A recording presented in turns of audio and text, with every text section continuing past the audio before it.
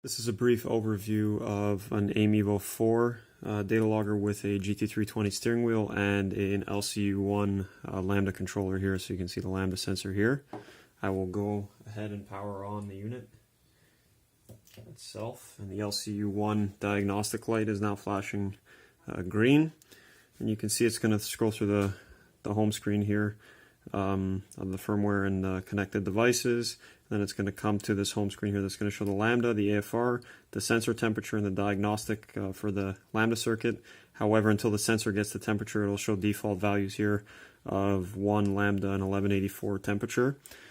So now that we have the sensor here in free air and the sensor's up to temperature, just continuing to heat up here, it's going to show the live values for the Lambda sensor here for the LCU-ONE. So if I just take a simple barbecue lighter here and I inject a small amount of butane towards the sensing element,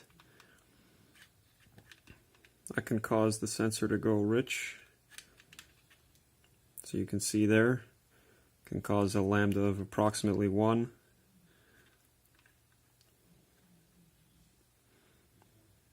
So the warning lights here are configured to visualize the state of the exhaust gas residual oxygen, so blue being rich from Lambda of 1, so AFR below about 11 to 1, and then white would mean somewhere where you would be running the engine in a wide open throttle scenario, so about 0.81. And if I move the butane away, obviously it'll begin to lean out, going closer to free air.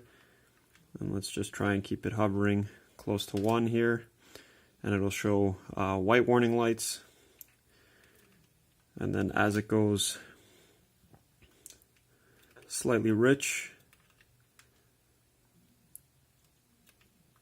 slightly lean, you'll see that about 1.05, it will begin to warn the user that that the AFR is lean here with the warning lights. Obviously this is too lean to operate the engine at wide open throttle.